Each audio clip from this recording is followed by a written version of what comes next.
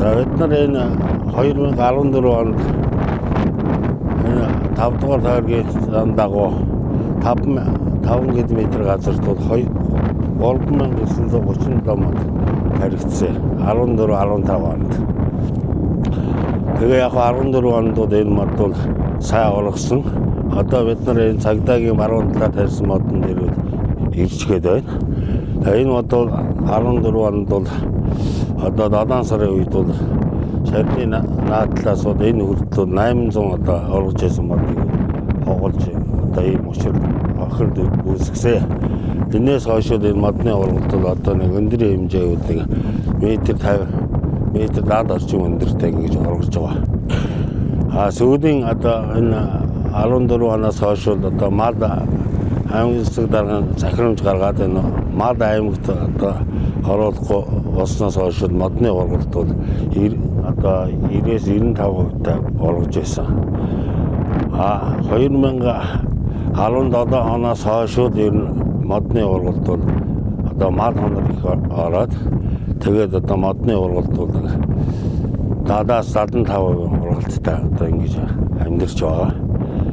Бид нар бол яг энэ 14 оноос хойш одоо өнөөдрийн хүртэл энэ модны услага ажиллагааг хийж байгаа.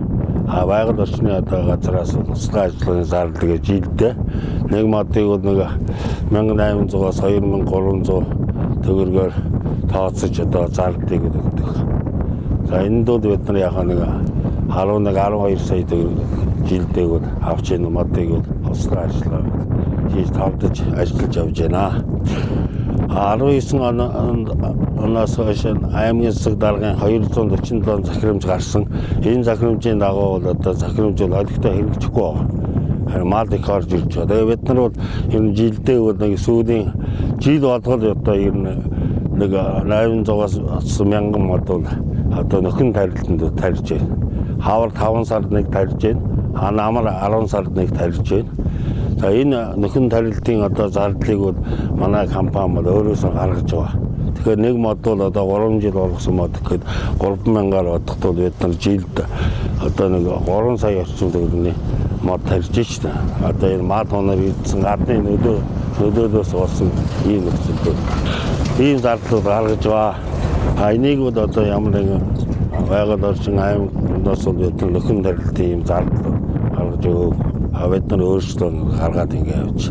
Тэгээ хамгийн гол нь энэ мод ингээд 14 оноос хойш ингээд мал оноор орохгүй гадны нөлөөлгүй байсан бол өнөөдөр бол энэ мод бол 3 метрээс 4 метрийн өндөртэй ийм сайхан чивөө ой болох хэвээр. Энэ мод ургаснаар бол одоо энэ аймгийн одоо энэ зам дагуу салхины одоо нөлөөл энэ бүх юмыг хааж одоо хүмүүсүүдийн одоо амьдрах ногоон орчингийг бий болох ийм үндэстэй юм аа.